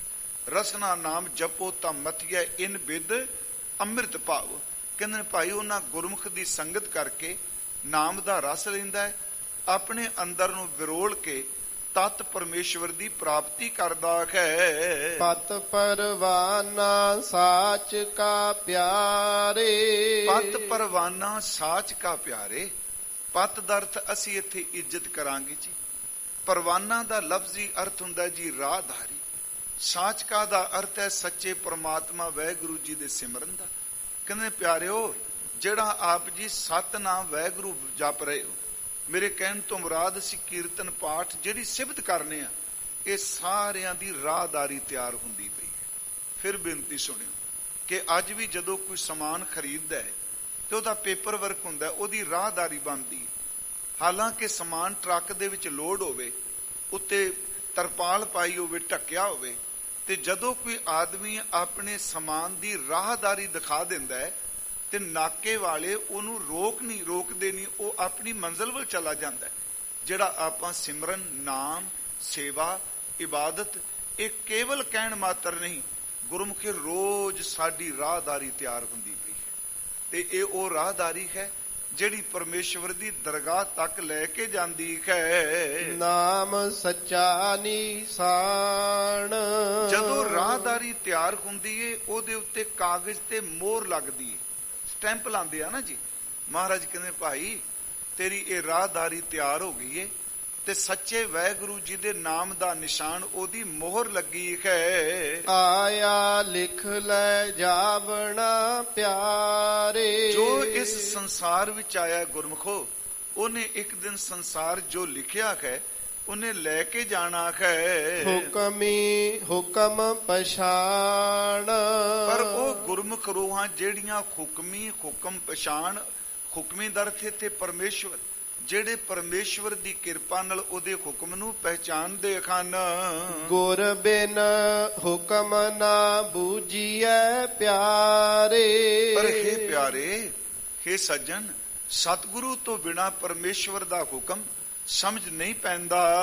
ਸਾਚੇ ਸਾਚਾ ਤਾਣ, ਉਸ ਪਾਰ ਬ੍ਰਹਮ ਪਰਮੇਸ਼ਵਰ ਜੋ ਆਪ ਸੱਚ ਨੇ, ਉਹਨਾਂ ਦਾ ਤਾਣ, ਉਹਨਾਂ ਦਾ ਬਲ ਵੀ ਸੱਚ ਹੈ। ਹੁਕਮੈ ਅੰਦਰ ਨਿਮਿਆ ਪਿਆਰੇ। ਦੇਖੋ ਉਸ ਦੈਵੀ ਹੁਕਮ ਦੇ ਅੰਦਰ ਜੀਵ ਜਿਹੜਾ ਹੈ ਉਹ ਮਾਂ ਦੇ ਪੇਟ ਵਿੱਚ ਟਿਕਦਾ ਹੈ। ਨਿਮਿਆ ਦਾ ਅਰਥ ਆਪਾਂ ਕਰਾਂਗੇ ਟਿਕ ਜਾਣਾ, ਨਿਵਾਸ ਕਰ ਲੈਣਾ। ਹੁਕਮ ਤੋਂ ਬਿਨਾ ਨਹੀਂ ਜੀ। ਸੱਚ ਇਹ ਹੁਕਮ ਵਿੱਚ ਹੀ ਜਨਮ ਹੈ, ਹੁਕਮ ਵਿੱਚ ਹੀ ਮੌਤ ਹੈ, ਹੁਕਮ ਵਿੱਚ ਹੀ ਜ਼ਿੰਦਗੀ ਹੈ। ਅਸੀਂ ਤਾਂ ਸਤਿਗੁਰਾਂ ਦੇ ਬਚਨ ਪਹਿਲੀ ਬਾਣੀ ਚ ਪੜ੍ਹਨੇ, ਗੁਰੂ ਗ੍ਰੰਥ ਸਾਹਿਬ ਜੀ ਹੁਕਮ ਹੈ ਅੰਦਰ ਸਭ ਕੋ, ਬਾਹਰ ਹੁਕਮ ਨਾ ਕੋਏ, ਨਾਨਕ ਹੁਕਮ ਹੈ ਜੇ ਬੁੱਝੈ ਤਾਂ ਹਉਮੈ ਕਹੇ ਨਾ ਕੋਏ। ਹੁਕਮ ਤੋਂ ਬਿਨਾ ਫਿਰ ਬੇਨਤੀ ਸੁਣਿਓ, ਪਤਾ ਨਹੀਂ ਕਿੰਨੇ ਕਿੰਨੇ ਨਿੱਕੇ ਨਿੱਕੇ ਸੈੱਲ ਹੁੰਦੇ ਆ ਜਨਮ ਲੈਣ ਲਈ, ਪਰ ਜਿਹਦੇ ਲਈ ਦੈਵੀ ਹੁਕਮ ਹੁੰਦਾ, ਮਾਂ ਦੇ ਪੇਟ ਵਿੱਚ ਥਾਂ ਉਹਨੂੰ ਮਿਲਦੀ। ਸਿੱਧੀ ਗੱਲ, ਮਾਤਾ ਦੇ ਉਦਰ ਚ ਨਿਵਾਸ। ਹੁਕਮ ਦੇ ਵਿੱਚ ਪਹਿਲੇ ਪਹਿਰੇ ਰਹਿਣ ਕੇ ਵਣਜਾਰਿਆ ਮਿੱਤਰਾ, ਹੁਕਮ ਭਇਆ ਗਰਭਾਸ। ਹੁਕਮ ਤੋਂ ਬਿਨਾ ਤਾਂ ਭਾਈ ਮਾਤਾ ਦੇ ਉਦਰ ਚ ਕੋਈ ਟਿਕ ਨਹੀਂ ਸਕਦਾ। ਗੁਰੂ ਨਾਨਕ ਸਾਹਿਬ ਕਹਿੰਦੇ ਦੈਵੀ ਹੁਕਮ ਵਰਤਿਆ ਤੇ ਜੀਵ ਦਾ ਨਿਵਾਸ ਮਾਂ ਦੇ ਉਦਰ ਵਿੱਚ ਹੋਇਆ ਹੈ। ਹੁਕਮੈ ਉਦਰ ਮਝਾਰ, ਪਹਿਲਾਂ ਇਹ ਨਿਮਿਆ ਹੈ। ਨਿਮਿਆ ਦਾ ਅਰਥ ਕਰਾਂਗੇ ਆਪਾਂ ਟਿਕ ਜਾਣਾ। ਉਸ ਤੋਂ ਬਾਅਦ ਫਿਰ ਇਹਦਾ ਕਈ ਮਹੀਨੇ ਵਿਕਾਸ ਹੁੰਦਾ ਹੈ, ਤੇ ਉਹ ਵਿਕਾਸ ਦਾ ਵੇਲਾ ਜਦੋਂ ਇਹਦਾ ਸਰੀਰ ਬਣਦਾ ਹੈ, ਗੁਰੂ ਗ੍ਰੰਥ ਸਾਹਿਬ ਜੀ ਦੀ ਬਾਣੀ ਮੁਤਾਬਕ 10 ਮਾਸੀ 9 ਮਹੀਨੇ ਜਨਮ ਬਾਅਦ ਜਨਮ ਹੁੰਦਾ ਹੈ, ਪਰ 6 ਮਹੀਨਿਆਂ ਚ ਪੂਰਾ ਸਰੀਰ ਤਿਆਰ ਹੋ ਜਾਂਦਾ। ਗੰਢਿੰਦਿਆਂ 6 ਮਾਹ, 6 ਮਹੀਨੇ ਚ। ਪਰ ਮਹਾਰਾਜ ਕਿਉਂ ਜੋ ਕੁਝ ਗੰਢ ਰਿਹਾ ਹੈ, ਜਿਹੜਾ ਤੇਰੀਆਂ ਨਾੜੀਆਂ ਬਣਾ ਰਿਹਾ ਹੈ, ਜਿਹੜਾ ਤੇਰੇ ਨਾੜੀਆਂ ਦੇ ਵਿੱਚ ਸੁਰਾਖ ਕਰ ਰਿਹਾ ਹੈ, ਵਾਲਾਂ ਨਾਲੋਂ ਬਰੀਕ ਨਾੜੀਆਂ ਵਿੱਚ ਖੂਨ ਜਿਹੜਾ ਉਹ ਪ੍ਰਵਾਹ ਹੋ ਰਿਹਾ ਹੈ, ਇਹ ਸਾਰੀ ਦੀ ਸਾਰੀ ਬੰਤਰ ਉਹਦੇ ਹੁਕਮ ਦੇ ਵਿੱਚ ਬਣਦੀ ਪਈ। ਦੈਵੀ ਹੁਕਮ ਹੈ, ਉਸ ਵਿੱਚ ਤੂੰ ਟਿਕਿਆ, ਉਸ ਵਿੱਚ ਤੂੰ ਫਿਰ ਤੇਰਾ ਉੱਥੇ ਵਿਸਤਾਰ ਹੋਇਆ ਹੈ। ਹੁਕਮੈ ਅੰਦਰ ਜੰਮਿਆ ਪਿਆਰੇ। ਵੇਖੋ ਹੁਕਮ ਵਿੱਚ ਨਮਿਆ, ਹੁਕਮ ਵਿੱਚ ਨਿਵਾਸ, ਤੇ ਜਾਂ ਤਿਸ ਭਾਣਾ ਤਾਂ ਜੰਮਿਆ। ਫਿਰ ਉਸ ਵਾਹਿਗੁਰੂ ਜੀ ਦਾ ਹੁਕਮ ਹੋਇਆ ਤੇ ਜੀਵ ਦਾ ਜਨਮ ਹੁੰਦਾ ਹੈ। ਉਦੋ ਸਿਰ ਕੈ ਭਾਰ, ਉਦੋਂ ਸਿਰ ਕੈ ਭਾਰ, ਤੂੰ ਪੁੱਠਾ ਲਟਕਿਆ ਸੈਂ। ਮਹਾਰਾਜ ਗੁਰੂ ਨਾਨਕ ਸਾਹਿਬ ਕਹਿੰਦੇ ਸਿਰ ਤੇਰਾ ਥੱਲੇ ਸੀ, ਪੈਰ ਤੇਰੇ ਉੱਤੇ ਸਨ, ਉਹਦੇ ਹੁਕਮ ਵਿੱਚ ਫੇਰਾ ਤੇਰਾ ਜਨਮ ਹੋਇਆ ਹੈ। ਗੁਰਮੁਖ ਦਰਗਹ ਜਾਣੀਐ ਪਿਆਰੇ। ਜਿਹੜੇ ਗੁਰਮੁਖ ਜੀਵਨ ਜੀਂਦੇ ਨੇ, ਸਤਿਗੁਰਾਂ ਦੇ ਸਨਮੁਖ ਰਹਿ ਕੇ ਜ਼ਿੰਦਗੀ ਬਤੀਤ ਕਰਦੇ ਨੇ, ਪਰਮੇਸ਼ਵਰ ਦੀ ਦਰਗਾਹ ਵਿੱਚ ਉਹ ਜਾਣੇ ਜਾਂਦੇ ਹਨ। ਚੱਲੈ ਕਾਰਜ ਸਾਰ, ਉਹ ਆਪਣੀ ਜ਼ਿੰਦਗੀ ਦਾ ਜਿਹੜਾ ਕਾਰਜ ਹੈ, ਭਈ ਪ੍ਰਾਪਤ ਮਾਨੁਖ ਦੇ ਹੁਰੀਆ, ਗੋਬਿੰਦ ਮਿਲਨ ਕੀ ਇਹ ਤੇਰੀ ਬਰੀਆ, ਇਸ ਕਾਰਜ ਨੂੰ ਸੰਪੂਰਨ ਕਰ ਜਾਂਦੇ ਹਨ। ਹੁਕਮੈ ਅੰਦਰ ਆਇਆ ਪਿਆਰੇ। ਪਰ ਪਰਮੇਸ਼ਵਰ ਦੇ ਹੁਕਮ ਦੇ ਵਿੱਚ ਹੀ ਇਹ ਜੀਵ ਸੰਸਾਰ ਤੇ ਆਉਂਦਾ ਹੈ। ਹੁਕਮੇ ਜਾਦੋ ਜਾਏ, ਤੇ ਉਸ ਦਾ ਹੁਕਮ ਜਦੋਂ ਵਰਤਦਾ ਜਿਹੜਾ ਆਇਆ ਹੈ, ਉਹਨੇ ਹੁਕਮ ਵਿੱਚ ਜਾਣਾ ਵੀ ਹੈ। ਹੁਕਮੇ ਬਨ ਚਲਾਈਐ ਪਿਆਰੇ। ਕੁਝ ਐਸੇ ਵੀ ਜੀਵ ਨੇ ਜਿਹੜੇ ਪਰਮਾਤਮਾ ਵਾਹਿਗੁਰੂ ਜੀ ਨੂੰ ਭੁਲਾ ਦਿੰਦੇ ਨੇ, ਜੋ ਲੰਮਾ ਪਸਾਰਾ ਕਰਕੇ ਕਹਿਣ ਅਸੀਂ ਕਦੀ ਨਹੀਂ ਜਾਣਾ, ਇਹ ਰਾਜ ਭਾਗ, ਇਹ ਐਸ਼ੋ ਆਰਾਮ, ਇਹ ਦੁਨੀਆ ਦਾ ਸੁਖ। ਨਾ ਨਾ, ਸਤਿਗੁਰੂ ਗੁਰੂ ਨਾਨਕ ਸਾਹਿਬ ਬਚਨ ਕਰਦੇ ਆ, ਇਹੋ ਜਿਹੇ ਮਨਮੁਖਾਂ ਨੂੰ ਹੁਕਮ ਵਿੱਚ ਬੰਨ ਕੇ ਅੱਗੇ ਲਾਇਆ ਜਾਂਦਾ। ਉਹ ਆਪਣੀ ਮਰਜ਼ੀ ਨਾਲ ਨਹੀਂ ਰਹਿ ਸਕਦੇ। ਮਨਮੁਖ ਲਹੈ ਸਜਾਏ, ਐਸੇ ਮਨਮੁਖ ਬੰਦੇ ਜਿਹੜੇ ਨੇ ਉਹ ਫਿਰ ਸਜ਼ਾ ਭੁਗਤਦੇ ਹਨ। ਹੁਕਮੇ ਸ਼ਬਦ ਪਛਾਣੀਐ ਪਿਆਰੇ। ਉਸ ਪਾਰ ਬ੍ਰਹਮ ਪਰਮੇਸ਼ਵਰ ਦੇ ਹੁਕਮ ਦੇ ਵਿੱਚ ਹੀ ਸ਼ਬਦ ਬ੍ਰਹਮ ਦੀ ਪਹਿਚਾਣ ਹੁੰਦੀ ਹੈ। ਦਰਗਹ ਪੈਦਾ ਜਾਏ, ਪਾਰ ਬ੍ਰਹਮ ਪਰਮੇਸ਼ਵਰ ਦੀ ਦਰਗਾਹ ਵਿੱਚ ਉਹਦੇ ਹੁਕਮ ਵਿੱਚ ਹੀ ਥਾਂ ਮਿਲਦੀ ਹੈ। ਹੁਕਮੇ ਗਣਤ ਗਣਾਈਐ ਪਿਆਰੇ। ਫਿਰ ਵੇਖੋ ਪ੍ਰਮਾਤਮਾ ਦੀ ਖੇਡ, ਜੇ ਹੁਕਮ ਵਿੱਚ ਸ਼ਬਦ ਪਛਾਣਦਾ ਹੈ, ਹੁਕਮ ਵਿੱਚ ਬੰਦਗੀ ਕਰਦਾ ਹੈ, ਤੇ ਦੂਜੇ ਪਾਸੇ ਉਹਦੇ ਹੁਕਮ ਵਿੱਚ ਹੀ ਲੋਕ ਮਾਇਆ ਦੀਆਂ ਗਿਣਤੀਆਂ ਮਿੰਤੀਆਂ ਚ ਪਏ ਨੇ, ਮੇਰ ਤੇਰ ਵਿੱਚ ਪਏ ਨੇ, ਈਰਖਾ ਦੀ ਅੱਗ ਵਿੱਚ ਸੜ ਰਹੇ ਨੇ। ਕਹਿੰਦੇ ਇਹ ਗਿਣਤੀਆਂ ਮਿਣਤੀਆਂ ਵੀ ਤੇਰੇ ਹੁਕਮ ਵਿੱਚ ਹਨ। ਹੁਕਮੇ ਹਉ ਮੈਂ ਦੋਏ। ਹੁਕਮ ਦੇ ਵਿੱਚ ਹੀ ਕੌਮੇ ਵਰਤਦੀ ਹੈ, ਹੁਕਮ ਦੇ ਵਿੱਚ ਹੀ ਦਵੈਸ਼ ਵਰਦੀ। ਦੋਏ ਦਾ ਅਰਥ ਹੈ ਦਵੈਸ਼, ਕਿਉਂਕਿ ਸਮਾਂ ਪੂਰਾ ਜਿਹਾ ਹੈ। ਇਹ ਬਹੁਤ ਗਹਿਰਾ ਸਬਜੈਕਟ ਹੈ ਹੁਕਮ ਤੇ ਕੌਮੇ ਦਾ, ਕਿਉਂਕਿ ਕੌਮੇ ਵੀ ਹੁਕਮ ਤੋਂ ਬਿਨਾਂ ਨਹੀਂ ਹੋ ਸਕਦੀ। ਕੌਮੇ ਇਹੋ ਹੁਕਮ ਹੈ ਪੈ ਕਿਰਤ ਫਿਰਾਹੇ। ਜੇ ਕੌਮੇ ਹੁਕਮ ਵਿੱਚੋਂ ਪੈਦਾ ਹੋਈ ਏ, ਇਹ ਮਿਟਦੀ ਵੀ ਤਾਂ ਵੇ ਜੇ ਹੁਕਮ ਬੁੱਝਾਂਗੇ ਤਾਂ। ਮੈਂ ਹੁਣੇ ਬੇਨਤੀ ਕੀਤੀ, ਨਾਨਕ ਹੁਕਮ ਹੈ ਜੇ ਬੁੱਝੈ ਤਾਂ ਹੋਮੈ, ਕਹੇ ਨਾ ਕੋਈ। ਹੁਕਮ ਤੋਂ ਬਿਨਾਂ ਕੁਛ ਨਹੀਂ। ਇਉਂ ਕਹੋ ਇਹਨਾਂ ਤੁਕਾਂ ਦਾ ਸਿੱਧੇ ਅਰਥ, ਹੁਕਮੀ ਹੋਵਣ ਆਕਾਰ, ਹੁਕਮ ਨਾ ਕਹਿਆ ਜਾਈ, ਹੁਕਮੀ ਹੋਵਨ ਜੀ, ਹੁਕਮ ਮਿਲੈ ਵਡਿਆਈ, ਹੁਕਮੀ ਉਤਮ ਨੀਚ, ਹੁਕਮ ਲਿਖ ਦੁਖ ਸੁਖ ਪਾਈਐ, ਇਕ ਨਾ ਹੁਕਮੀ ਬਖਸ਼ੀਸ, ਇੱਕ ਹੁਕਮੀ ਸਦਾ ਪਵਾਹੀਐ। ਮਹਾਰਾਜ ਇਹ ਸ਼ਬਦ ਕਹਿ ਰਹੇ ਨੇ, ਹੁਕਮ ਦੇ ਵਿੱਚ ਮਨਮੁਖ ਬੰਦੇ ਨੂੰ ਸਜ਼ਾ ਮਿਲਦੀ ਹੈ, ਹੁਕਮ ਦੇ ਵਿੱਚ ਸ਼ਬਦ ਪਛਾਣਦਾ ਹੈ, ਹੁਕਮ ਵਿੱਚ ਕੌਮੇ ਤੇ ਦਵੈਸ਼ ਹੈ। ਹੁਕਮੇ ਭਵੈ ਭਵਾਈਐ ਪਿਆਰੇ। ਹੁਕਮ ਦੇ ਵਿੱਚ ਹੀ ਬੰਦਾ ਜਨਮਾਂ ਮਰਨ ਦੀ ਭਟਕਣਾ ਵਿੱਚ ਪਿਆ ਰਹਿੰਦਾ ਹੈ। ਅਵਗੁਣ ਮੁਠੀ ਰੋਏ। ਇਹ ਸਾਰੀ ਲੁਕਾਈ ਜਿਹੜੀ ਔਗਣਾ ਦੀ ਲੁੱਟੀ ਹੋਈ ਰੋ ਰਹੀ ਹੈ। ਹੁਕਮ ਸਿਆਪੈ ਸਾਹ ਕਾ ਪਿਆਰੇ। ਪਿਆਰੇ, ਉਹ ਜਿਹੜਾ ਪਰਪਾਰ ਬ੍ਰਹਮ ਪਰਮੇਸ਼ਵਰ ਹੈ, ਉਸ ਸ਼ਾਹ ਦੇ ਹੁਕਮ ਨਾਲ ਹੀ ਪਹਿਚਾਨ ਹੁੰਦੀ ਹੈ। ਸੱਚ ਮਿਲੈ ਵਡਿਆਈ ਹੋਏ। ਉਸ ਸ਼ਾਹ ਦੀ ਦਾਤ ਜਿਹੜੀ ਨਾਮ ਦੀ ਦਾਤ, ਜੋ ਸੱਚ ਮਿਲਦਾ ਹੈ, ਤਾਂ ਹੀ ਵਡਿਆਈ ਹੁੰਦੀ ਹੈ। ਆਖਣ ਔਖਾ ਆਖੀਐ ਪਿਆਰੇ। ਪਾਰ ਬ੍ਰਹਮ ਪਰਮੇਸ਼ਵਰ ਨਾਮ ਬਾਰੇ ਗੱਲਾਂ ਕਰਨੀਆਂ ਬਹੁਤ ਸੌਖੀਆਂ ਨੇ, ਪਰ ਉਹਨੂੰ ਆਖਣਾ, ਉਹਨੂੰ ਜਪਣਾ ਬਹੁਤ ਔਖਾ ਹੈ। ਕਿਉਂ ਸੁਣੀਐ ਸੱਚ ਨਾਉ। ਕਿਵੇਂ ਉਸ ਸੱਚੇ ਪਰਮਾਤਮਾ ਦੇ ਨਾਮ ਨੂੰ ਸੁਣ ਸਕਦੇ ਹਾਂ? ਜਿਨੀ ਸੋ ਸਾਲਾਹਿਆ ਪਿਆਰੇ। ਪਰ ਜਿਨ੍ਹਾਂ ਗੁਰਮੁਖ ਪਿਆਰਿਆਂ ਨੇ ਉਸ ਪਾਰ ਬ੍ਰਹਮ ਪਰਮੇਸ਼ਵਰ ਜੀ ਨੂੰ ਸਲਾਹਿਆ ਹੈ, ਹਉ ਤਿੰਨ ਬਲਿਹਾਰੈ ਜਾਉ। ਸਤਿਗੁਰੂ ਗੁਰੂ ਨਾਨਕ ਸਾਹਿਬ ਮਹਾਰਾਜ ਬਚਨ ਕਰ ਰਹੇ ਨੇ, ਇਹੋ ਜਿਹੇ ਗੁਰਮੁਖਾਂ ਤੋਂ ਅਸੀਂ ਕੁਰਬਾਨ ਜਾਂਦੇ ਹਾਂ, ਬਲਿਹਾਰ ਜਾਂਦੇ ਹਾਂ, ਜਿਨ੍ਹਾਂ ਨੇ ਸੱਚੇ ਪਰਮਾਤਮਾ ਨੂੰ ਸਲਾਹਿਆ ਹੈ। ਨਾਉ ਮਿਲੈ ਸੰਤੋਖੀਆਂ ਪਿਆਰੇ। हे ਪਾਰ ਬ੍ਰਹਮ ਪਰਮੇਸ਼ਵਰ ਜੀ, ਕਿਰਪਾ ਕਰੋ ਇਹੋ ਜਿਹਾ ਨਾਮ ਸਲਾਉਣ ਵਾਲਿਆਂ ਦੀ ਸੰਗਤ ਮਿਲ ਜਾਏ, ਨਾਮ ਦੀ ਦਾਤ ਮਿਲ ਜਾਏ, ਤੇ ਮੈਂ ਆਪਣੇ ਅੰਦਰ ਸੰਤੋਖ ਨਾਲ ਪੂਰਨ ਤੌਰ ਤੇ ਤ੍ਰਿਪਤ ਹੋ ਜਾਵਾਂ। ਨਦਰੀ ਮੇਲ ਮਿਲਾਓ। ਉਸ ਪਾਰ ਬ੍ਰਹਮ ਪਰਮੇਸ਼ਵਰ ਵਾਹਿਗੁਰੂ ਜੀ ਦੀ ਨਦਰ ਨਾਲ, ਉਹਦੀ ਕਿਰਪਾ ਨਾਲ ਮਿਲਾਪ ਹੋ ਸਕੇ। ਕਾਇਆ ਕਾਗਦ ਜੇਥੀਐ ਪਿਆਰੇ। ਸਤਿਗੁਰੂ ਮਹਾਰਾਜ ਅਖੀਰ ਵਿੱਚ ਅੰਦਰ ਨਾਮ ਲਿਖਣ ਦੀ ਗੱਲ ਕਰ ਰਹੇ ਆ। ਜਿਵੇਂ ਆਪਾਂ ਕਾਗਜ਼ ਦੇ ਉੱਤੇ ਕਲਮ ਨਾਲ, ਸ਼ਾਹੀ ਨਾਲ ਲਿਖਨੇ ਆ, ਹਜ਼ੂਰ ਬਖਸ਼ਿਸ਼ ਕਰਦੇ ਨੇ, ਭਾਈ ਇਸ ਕਾਇਆ ਨੂੰ ਆਪਣਾ ਕਾਗਦ ਬਣਾ, ਕਾਇਆ ਕਾਗਦ ਬਣ ਜਾਏ। ਮਨ ਮਸਵਾਣੀ ਧਾਰ। ਮਨ ਮਸਵਾਣੀ, ਮਸਵਾਣੀ ਦਾ ਅਰਥ ਹੈ ਜਿਹਦੇ ਵਿੱਚ ਸ਼ਾਹੀ ਪਾਨਿਆ ਦਵਾਤ। ਤੇਰੀ ਕਾਇਆ ਕਾਗਜ਼ ਬਣ ਜਾਏ, ਕਾਇਆ ਨੂੰ ਕਾਗਜ਼ ਬਣਾ ਲਈਏ, ਤੇ ਜਿਹੜਾ ਮਨ ਹੈ ਇਸ ਨੂੰ ਸ਼ਾਹੀ ਦੀ ਦਵਾਤ ਬਣਾਈਏ। ਲਲਤਾ ਲੇਖਣ ਸੱਚ ਕੀ ਪਿਆਰੇ। ਪਿਆਰਿਓ, ਜਿਹੜੀ ਆ ਸਾਡੀ ਜ਼ਬਾਨ ਹੈ, ਇਹ ਜਿਹੜੀ ਚੱਲ ਰਹੀ ਹੈ, ਇਹਨੂੰ ਪਰਮੇਸ਼ਵਰ ਦਾ ਨਾਮ ਲਿਖਣ ਵਾਸਤੇ ਕਲਮ ਦਾ ਕੰਮ ਲਈਏ। ਫਿਰ ਬੇਨਤੀ, ਕਾਇਆ ਕਾਗਜ਼ ਹੋਵੇ, ਮਨ ਸ਼ਾਹੀ ਦੀ ਦਵਾਤ ਹੋਵੇ, ਤੇ ਜਿਹੜੀ ਸਾਡੀ ਰਸਨਾ ਹੈ, ਜ਼ਬਾਨ ਹੈ, ਜਿਹਦੇ ਨਾਲ ਬੋਲਦੇ ਹਾਂ, ਇਹ ਸੰਸਾਰਕ ਤੌਰ ਤੇ ਬਹੁਤ ਚੱਲਦੀ ਹੈ। ਇਹਨੂੰ ਆਪਣੀ ਹਿਰਦੇ ਵਿੱਚ ਨਾਮ ਲਿਖਣ ਵਾਸਤੇ ਕਲਮ ਦਾ ਕੰਮ ਲਈਏ। ਹਰ ਗੁਣ ਲਿਖੋ ਵਿਚਾਰ।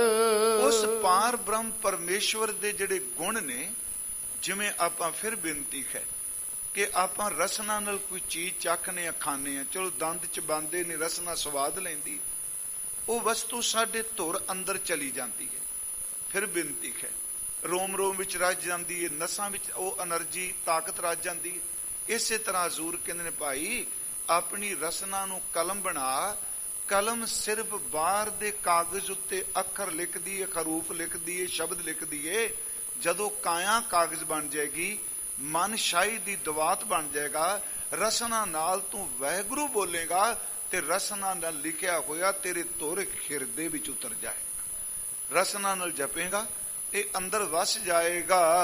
ਧਨ ਲਿਖਾਰੀ ਨਾਨਕਾ ਪਿਆਰੇ। ਬਹੁਤ ਕੁਛ ਲਿਖਣ ਵਾਲੇ ਕੋਈ ਲਿਖਾਰੀ, ਪਰ ਧੰਤਾ ਜੋਗੋ ਲਿਖਾਰੀ ਨੇ। ਕਿਹੜੇ ਲਿਖਾਰੀ? ਸੱਚ ਲਿਖੈ ਔਰ ਧਾਰ। ਜਿਨ੍ਹਾਂ ਗੁਰਮੁਖ ਪਿਆਰਿਆਂ ਨੇ ਆਪਣੇ ਹਿਰਦੇ ਦੇ ਵਿੱਚ ਸੱਚ ਨੂੰ ਲਿਖ ਲਿਆ ਹੈ। ਇਹ ਅਸੀਂ ਸਮੇਂ ਅਨੁਸਾਰ ਅੱਖਰੀ ਅਰਥ ਸਿਰਫ ਕੀਤੇ ਆ ਜੀ। ਕਾਲ ਦੀ ਖਿਮਾ ਬਖਸ਼ ਦਿਆ ਜੇ। ਮੈਂ ਆਪ ਨੂੰ ਆਰਾਮ ਵਿੱਚ ਕਿਹਾ ਕਿ ਇਹ ਦਿਨ ਬਹੁਤ ਹੀ ਇਤਿਹਾਸ ਵਿੱਚ ਥਾਂ ਰੱਖਦੇ ਨੇ ਜਿਹੜੇ ਚੱਲ ਰਹੇ ਨੇ, ਕਿਉਂਕਿ ਆਪਾਂ ਥਾਂ ਪਰ ਥਾਂ ਸੁਣਨੇ ਵੀ ਹਾਂ। ਇਹ ਸਾਰਾ ਜਿਹੜਾ ਘਟਨਾਕ੍ਰਮ ਗੁਰਦੁਆਰਾ ਨਨਕਾਣਾ ਸਾਹਿਬ ਦਾ ਵਾਪਰਿਆ, ਮਹੰਤ ਨਰਾਇਣ ਦਾਸ, ਜਿਹਨੂੰ ਮਹੰਤ ਨਰਾਇਣੂ ਵੀ ਕਹਿੰਦੇ ਨੇ, ਆਪਾਂ ਪਾਦੇ ਬਾਚਕਾ ਕਹਿੰਦੇ ਆਪਾਂ। ਮੈਂ ਆਪ ਨੂੰ ਬੇਨਤੀ ਕਰਾਂ ਕਿ ਕੌਮਾਂ ਧਿਆਨ ਨਾਲ ਸੁਣਿਓ। ਜੋ ਗੁਰੂ ਨਾਨਕ ਸਾਹਿਬ ਬਖਸ਼ਿਸ਼ ਕਰਦੇ ਆ, ਜਦੋਂ ਧਰਮ ਅਸਥਾਨ ਦਾ ਪ੍ਰਬੰਧ ਤੇ ਧਰਮ ਅਸਥਾਨ ਤੇ ਬੈਠਾ ਹੋਇਆ ਬੰਦਾ ਭ੍ਰਸ਼ਟ ਜਾਏ ਨਾ, ਯਾਦ ਰੱਖੋ ਉਦੋਂ ਕੌਮਾਂ ਖਤਮ ਹੋਣ ਲੱਗ ਪੈਂਦੀਆਂ। ਥਾ ਨਸ਼ਟ ਜਗ ਭ੍ਰਸ਼ਟ ਹੋਏ, ਡੋਬਤਾ ਇਵ ਜਗ। ਇਹ ਜਿਹੜਾ ਘਟਨਾਕ੍ਰਮ ਵਾਪਰਿਆ, ਕਿਉਂਕਿ ਇਹਦੇ ਲਈ ਇਹ ਖੌਮੇ ਚ ਨਹੀਂ ਕਹਿ ਰਿਹਾ, ਕਈ ਦਿਨਾਂ ਦਾ ਸਮਾਂ ਚਾਹੀਦਾ ਇੱਕ ਇੱਕ ਸਿੰਘ ਦਾ ਵੇਰਵਾ ਦੇਣ ਲਈ। ਕਿੱਥੋਂ ਦਾ ਜੰਮਪਲ ਸੀ, ਕਦੋਂ ਗਿਆ, ਕੱਲ ਗਿਆਨੀ ਜੀ ਕੁਝ ਥੋੜਾ ਜਿਹਾ ਵੇਰਵਾ ਦੇ ਕੇ ਵੀ ਗਏ। ਮੈਂ ਆਪ ਨੂੰ ਬੇਨਤੀ ਕਰਾਂਗਾ, ਉੱਥੇ ਜੋ ਵਰਤਾਰਾ ਹੁੰਦਾ ਸੀ, ਨਸ਼ਾ ਚੱਲਣਾ, ਸ਼ਰਾਬ ਚੱਲਣਾ, ਉੱਥੇ ਹਰ ਪਾਪ ਹੋ ਰਿਹਾ ਸੀ। ਜਿੱਥੇ ਨਨਕਾਣਾ ਸਾਹਿਬ ਦੀ ਵਿਹੜੇ ਵਿੱਚ ਗੁਰੂ ਨਾਨਕ ਸਾਹਿਬ ਨੇ ਧਨ ਨਿਰੰਕਾਰ ਦੀ ਧੁਨੀ ਲਾਈ, ਉੱਥੇ ਸੱਚੀ ਮੁੱਚੀ ਵੇਸ਼ਵਾਵਾਂ ਨੂੰ ਬੁਲਾ ਕੇ ਨਾਚ ਵੀ ਕਰਾਏ ਗਏ ਸਨ। ਉੱਥੇ ਸਿੰਧੀ ਜੱਜ ਦੀ 13 ਸਾਲ ਦੀ ਬੇਟੀ ਦੀ ਪੱਤ ਵੀ ਲੁੱਟੀ ਗਈ ਸੀ। ਉੱਥੇ ਅੰਮ੍ਰਿਤਧਾਰੀ ਗੁਰਸਿੱਖਾਂ ਨੂੰ ਇਸ਼ਨਾਨ ਕਰਦਿਆਂ ਦੇ ਕੇਸਾਂ ਨੂੰ ਵੀ ਜਿਹੜਾ ਇਹ ਸਮਝੋ ਵੀ ਕਕਾਰਾਂ ਦੀ ਬੇਅਦਬੀ ਵੀ ਕੀਤੀ ਗਈ। ਜਿਹੜਾ ਘਟਨਾਕ੍ਰਮ ਵਾਪਰਿਆ, ਸਨਮਾਨਯੋਗ ਭਾਈ ਸਾਹਿਬ ਭਾਈ ਲਛਮਣ ਸਿੰਘ ਜੀ ਧਾਰੋਵਾਲ, ਮੈਂ ਆਪ ਨੂੰ ਬੇਨਤੀ ਕੀਤੀ, ਕਿਉਂਕਿ ਆਮ ਤੌਰ ਤੇ ਅਸੀਂ 21 ਫਰਵਰੀ ਸਾਰੇ ਕਹਿੰਦੇ ਆ। ਜਿਹੜੀ ਕਿਤਾਬ ਸ਼੍ਰੋਮਣੀ ਕਮੇਟੀ ਨੇ ਵੀ ਛਾਪੀ ਹੈ, ਸ਼ਹੀਦੀ ਜੀਵਨ ਭਾਈ ਗੁਰਬਖਸ਼ ਸਿੰਘ ਜੀ ਸ਼ਮਸ਼ੇਰ ਚੋਬਾਲੀਆ, ਉਹ ਮੈਂ ਬੇਨਤੀ ਕਰਨਾ ਉਹਨਾਂ ਬਹੁਤ ਡੀਟੇਲ ਨਾਲ ਉਹਨਾਂ ਦਿੱਤਾ ਹੈ, ਤੇ ਉਹ ਕਿਤਾਬ ਪੜ੍ਹਨ ਵਾਲੀ ਹੈ, ਇੱਥੋਂ ਮਿਲਦੀ ਹੈ। ਉਹਦੇ ਵਿੱਚ 10 ਫੱਗਣ ਨੂੰ 5:45 ਵਜੇ ਜਥਾ ਜਾਂਦਾ ਹੈ। ਫਿਰ ਬੇਨਤੀ ਹੈ, ਭਾਈ ਸਾਹਿਬ ਭਾਈ ਲਛਮਣ ਸਿੰਘ ਜੀ ਉਹ ਆਪਣੇ ਪਿੰਡ ਧਾਰੋਵਾਲੀ ਤੋਂ ਤੁਰਦੇ ਆ। ਉਹ ਗੁਰੂ ਗ੍ਰੰਥ ਸਾਹਿਬ ਦੇ ਚਰਨਾਂ 'ਚ ਅਰਦਾਸ ਕਰਕੇ ਤੁਰਦੇ ਆ। ਮੈਂ ਬੜਾ ਸੰਖੇਪ ਜਿਹਾ ਜੀ ਸਮੇਂ 'ਚ ਰਹਿ ਕੇ, ਮੈਂ ਜ਼ਿਆਦਾ ਟਾਈਮ ਨਹੀਂ ਲਾਂਗਾ, ਕਿ ਦੇਖੋ ਜਦੋਂ ਘਰੋਂ ਤੁਰਦੇ ਆ, ਕੇਸੀ ਇਸ਼ਨਾਨ ਕਰਦੇ ਆ, ਉਹਨਾਂ ਦੇ ਘਰੋਂ ਮਾਤਾ ਇੰਦਰ ਕੌਰ ਜੀ ਉਹ ਸਤਿਗੁਰਾਂ ਦੇ ਚਰਨਾਂ 'ਚ ਅਰਦਾਸ ਕਰਦੇ। ਭਾਈ ਸਾਹਿਬ ਜੀ ਅਰਦਾਸ ਹੈ, ਸੱਚੇ ਪਾਤਸ਼ਾਹ ਆਪ ਜੀ ਦੇ ਪਵਿੱਤਰ ਦਰਬਾਰ ਵਿੱਚ ਭ੍ਰਸ਼ਟ ਲੋਕ ਨੇ, ਆਚਰਨ ਤੋਂ ਗਿਰੇ ਹੋਏ ਨੇ। ਜਿੱਥੇ ਅੰਮ੍ਰਿਤ ਦੀ ਫੁਹਾਰ ਨਿਕਲਦੀ ਹੈ ਉੱਥੇ ਜ਼ਹਿਰ ਘੁਲਿਆ ਪਿਆ ਹੈ। ਸੱਚੇ ਪਾਤਸ਼ਾਹ ਕਿਸੇ ਤੇ ਹੱਥ ਨਹੀਂ ਚੁੱਕਣਾ, ਕਿਸੇ ਨੂੰ ਸ਼ਬਦ ਮਾੜਾ ਨਹੀਂ ਬੋਲਣਾ। ਤੇਰੇ ਚਰਨਾਂ 'ਚ ਬੇਨਤੀ ਹੈ, ਆਪਣੇ ਘਰ ਦੀ ਸੇਵਾ ਦਾ ਪ੍ਰਬੰਧ ਜੀਵਨ ਵਾਲੇ ਪੰਥ ਨੂੰ ਦੇ ਦੇ। ਅਰਦਾਸ ਕਰਕੇ ਤੁਰੇ ਜੀ, ਤੇ ਹੁਕਮਨਾਮਾ ਆਇਆ ਸੂਈ ਰਾਗ 'ਚ, ਕੋਈ ਆਣ ਮਿਲਾਵੇ ਮੇਰਾ ਪ੍ਰੀਤਮ ਪਿਆਰਾ, ਹੋਂ ਤਿਸ ਪੈ ਆਪ ਵਿਚਾਈ, ਦਰਸ਼ਨ ਹਰ ਦੇਖਣ ਕਹਿਤਾਈ, ਕਿਰਪਾ ਕਰੇ ਤਾਂ ਸਤਿਗੁਰ ਮਿਲੈ, ਹਰ ਹਰ ਨਾਮ ਧਿਆਈ, ਜੇ ਸੁਖ ਦੇ ਤਾਂ ਤੁਝੈ ਅਰਾਧੀ, ਦੁੱਖ ਵੀ ਤੁਝੈ ਧਿਆਈ, ਜੇ ਭੁੱਖ ਦੇ ਤਾਂ ਇਤਹੀ ਰਾਜਾਂ, ਦੁੱਖ ਵੀ ਸੋਖ ਮਨਾਈ। ਅਗਲੀਆਂ ਤੁਕਾਂ ਸਨ, ਤਨ ਮਨ ਕਾਟ ਕਾਟ ਸਭ ਅਰਪੀ, ਵਿੱਚ ਅਗਨੀ ਆਪ ਜਲਾਈ। ਮਹਾਰਾਜ ਜੀ ਦੇ ਚਰਨਾਂ 'ਚ ਬੇਨਤੀ ਕਰਕੇ ਤੁਰੇ। ਤਨ ਮਨ ਕਾਟ ਕਾਟ ਸਭ ਅਰਪੀ, ਵਿੱਚ ਅਗਨੀ ਆਪ ਜਲਾਈ, ਪੱਖਾ ਫੇਰੀ ਪਾਣੀ ਢੋਵਾਂ, ਜੋ ਦੇਵ ਹੈ ਸੋ ਖਾਈ, ਨਾਨਕ ਗਰੀਬ ਢਹਿ ਪਿਆ ਦੁਆਰਾ, ਹਰ ਮੇਲ ਲਿਖੋ ਵਡਿਆਈ।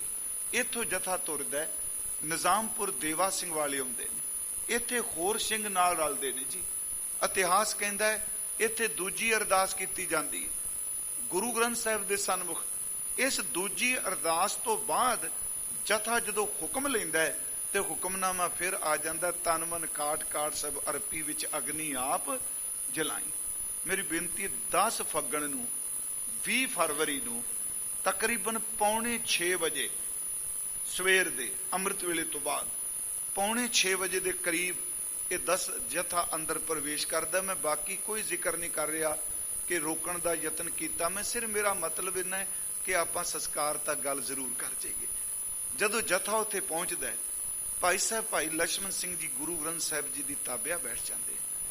ਉੱਥੇ ਆਪ ਨੂੰ ਪਤਾ ਗੋਲੀਆਂ ਚੱਲਦੀਆਂ ਨੇ, ਪੀਪੇ ਤੇਲ ਦੇ ਸਨ ਜੀ, ਉੱਥੇ ਮਿੱਟੀ ਦਾ ਤੇਲ, ਸ਼ਰਾਬ ਨਾਲ ਰੱਜੇ ਕੋਈ ਬਦਮਾਸ਼ ਸਨ, 10 ਨੰਬਰੀ ਸਨ, ਕਈ ਗੋਲੀਆਂ ਚੱਲਦੀਆਂ ਨੇ। ਪਰ ਕੋਈ ਵੀ ਸਿੰਘ ਜਿਹੜਾ ਹੈ ਨਾ ਕੋ ਕਬੂਲ ਬੋਲਦਾ ਹੈ ਨਾ ਹੱਥ ਚੁੱਕਦਾ ਹੈ, ਗੋਲੀਆਂ ਨਾਲ ਭੁੰਨ ਕੇ ਫਿਰ ਉਹਨਾਂ ਦੇ ਟੁਕੜੇ ਕਰਦੇ ਆ। ਸੱਚ ਇਹ ਜਿਉਂਦਿਆਂ ਦੇ ਟੁਕੜੇ ਕਰ ਰਹੇ ਆ। ਮੈਂ ਇੱਕ ਆਪ ਜੀ ਨੂੰ ਨਿੱਕੀ ਜੀ ਉਦਾਹਰਨ ਦੇ ਦੇਣਾ। ਇੱਕ ਸਿੰਘ, ਉਹਦੀ ਗਰਦਨ ਥੋੜੀ ਜੀ ਕੱਟੀ ਗਈ ਹੈ, ਇੱਕ ਪਾਸੇ ਲਟਕੀ ਹੋਈ ਹੈ। ਇੱਕ ਨਿਹਾਲ ਸਿੰਘ ਸੀ ਉਹਨਾਂ ਵਿੱਚ ਹਮਲਾ ਕਰਨ ਵਾਲਿਆਂ ਵਿੱਚ। ਉਹ ਆਵਾਜ਼ ਦੇ ਕੇ ਉਹਨੂੰ ਕਹਿੰਦਾ ਹੈ, ਉਹ ਨਿਹਾਲ ਸਿੰਘ ਕਹਿੰਦਾ ਕੀ ਖੱਟਿਆ ਗੁਰਦੁਆਰੇ ਆ ਕੇ। ਜੇ ਸਿੰਘ ਨੂੰ ਫੱਟ ਵੱਜਾ ਇੰਨੀ ਕੋਈ ਗੱਲ ਕਹਿੰਦਾ ਹੈ, ਪਾਣੀ ਪਿਆ ਦੇ, ਪਾਣੀ ਪਿਆ ਦੇ। ਉਹ ਬੌਲੀ ਤੋਂ ਪਾਣੀ ਦਾ ਕਟੋਰਾ ਭਰ ਕੇ ਲਿਆਉਂਦਾ ਹੈ। ਇੰਨੀ ਦੇਰ ਨੂੰ ਇੱਕ ਸ਼ਰਾਬ ਚ ਧੁੱਤ ਹੋਇਆ ਲੱਦੂ ਬਦਮਾਸ਼ ਉਹ ਆਉਂਦਿਆਂ ਸਾਰ ਅੱਧਾ ਨਾਂ ਲੈ ਕੇ ਉਸ ਬੰਦੇ ਦਾ, ਕਿਉਂਕਿ ਉਹ ਹਮਲਾਵਰਾਂ ਚ ਕਹਿੰਦਾ ਨਿਹਾਲੂ ਇਹਨਾਂ ਕਾਲੀਆਂ ਨੂੰ ਪਾਣੀ ਪਿਆਣ ਆ ਗਏ। ਸੱਚ ਉਹ ਬਾਟੀ ਪਾਣੀ ਦੀ ਰੋੜ ਦਿੰਦਾ ਹੈ ਤੇ ਜਿਹੜਾ ਸਿੰਘ ਪਾਣੀ ਮੰਗ ਰਿਹਾ ਉਹ ਕਹਿੰਦਾ ਜੇ ਪਾਣੀ ਨਹੀਂ ਦੇਣਾ ਤੇ ਟੱਪਾ ਮਾਰ ਕੇ ਮੇਰੀ ਗਰਦਨ ਉਤਾਰ ਦੇ, ਮੈਂ ਸ਼ਹੀਦ ਹੋ ਜਾਵਾਂ। ਸੱਚਮੁੱਚ ਉਹਦੀ ਗਰਦਨ ਉਤਾਰੀ ਜਾਂਦੀ ਹੈ। ਤੁਸੀਂ ਹੈਰਾਨ ਹੋਵੋਗੇ, ਨਰੈਣ ਦਾਸ ਦਾ ਗੁਰਭਾਈ, ਚਲੋ ਗੁਰਭਾਈ ਸ਼ਬਦ ਵੀ ਮੈਨੂੰ ਬੜਾ ਮਾੜਾ ਲੱਗ ਰਿਹਾ ਨਾਲ ਹੀ ਵਰਤਣਾ, ਉਹ ਸਿੰਘਾਂ ਦੇ ਸ਼ਹੀਦਾਂ ਦੇ ਖੂਨ ਨੂੰ ਚੱਟਦਾ ਉਂਗਲਾਂ ਲਾ ਲਾ ਕੇ। ਮੇਰੇ ਕਹਿਣ ਤੋਂ ਮੁਰਾਦ ਭਾਈ ਲਛਮਣ ਸਿੰਘ ਜੀ ਨੂੰ ਗੋਲੀਆਂ ਵੱਜਦੀਆਂ ਨੇ, ਭਾਈ ਦਲੀਪ ਸਿੰਘ ਜੀ ਨੂੰ ਬਾਹਰ ਆਵੇ ਸੱਟਿਆ ਜਾਂਦਾ ਹੈ। 10 ਫੱਗਣ 20 ਫਰਵਰੀ ਨੂੰ ਇਹ ਸਾਰਾ ਘਟਨਾਕ੍ਰਮ ਵੱਡ ਟੁਕ ਚੱਲਦੀ ਹੈ। ਇਹਦੇ ਵਿੱਚ ਬੱਚਾ ਵੀ ਇੱਕ ਸ਼ਹੀਦ ਹੁੰਦਾ, ਦਰਬਾਰਾ ਸਿੰਘ ਜਰਗ ਪਿੰਡ ਦਾ। 21 ਫਰਵਰੀ ਨੂੰ 11 ਫੱਗਣ ਨੂੰ 2200 ਦਾ ਜਥਾ ਲੈ ਕੇ ਸਰਦਾਰ ਕਰਤਾਰ ਸਿੰਘ ਝੱਬਰ ਉਹ ਨਨਕਾਣਾ ਸਾਹਿਬ ਆਉਂਦਾ ਹੈ। ਹੁਣ ਇਹ ਜਿਹੜਾ 2200 ਦਾ ਜਥਾ ਹੈ, 200 ਦਾ ਇੱਕ ਇੱਕ ਜਥਾ ਬਣਾਇਆ, ਇੱਕ ਇੱਕ ਜਥੇਦਾਰ, ਹਰ ਇੱਕ ਦੇ ਹੱਥ ਵਿੱਚ ਛਵੀ ਕੁਹਾੜਾ ਟਕਵਾ ਹੈ। ਇਹਨਾਂ ਨੂੰ ਚਾਬੀਆਂ ਦਿੱਤੀਆਂ ਜਾਂਦੀਆਂ ਨੇ।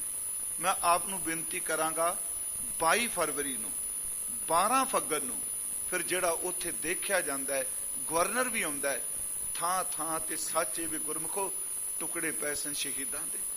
ਮੈਂ ਆਪ ਨੂੰ ਬੇਨਤੀ ਕਰਾਂ, ਉਸ ਵਿੱਚ ਸਰਦਾਰ ਨਰਾਇਣ ਸਿੰਘ ਜੀ ਬੀਏ ਜਿਹੜੇ ਉਸ ਵਕਤ ਖਾਲਸਾ ਕਾਲਜ ਪੜ੍ਹਦੇ ਸਨ, ਉਹ ਉਸ ਜਥੇ ਵਿੱਚ ਗਏ ਨੇ ਜਦੋਂ ਦਰਵਾਜ਼ੇ ਖੁੱਲੇ ਨੇ। ਮੈਂ ਆਪ ਨੂੰ ਬੇਨਤੀ ਕਰਾਂ 10 ਫੱਗਣ ਨੂੰ ਸਾਕਾ ਵਾਪਰਿਆ, 11 ਸ਼ਾਮ ਤੱਕ ਚਾਬੀਆਂ ਮਿਲੀਆਂ, 12 ਫੱਗਣ ਨੂੰ ਖੋਲਿਆ ਗਿਆ, ਸਾਰੇ ਦੇਖਣ ਵਾਸਤੇ ਆਏ ਆ। 13 ਫੱਗਣ ਨੂੰ ਸ਼ਹੀਦਾਂ ਦਾ ਸੰਸਕਾਰ ਕੀਤਾ ਜਾਂਦਾ ਹੈ, 20 ਨੂੰ ਸਾਕਾ ਵਾਪਰਦਾ ਹੈ, 20, 21, 22 ਤੇ 23 ਫਰਵਰੀ ਦੇਸੀ ਮਹੀਨੇ ਦੀਆਂ ਤਰੀਕਾਂ ਮਿਤੇ।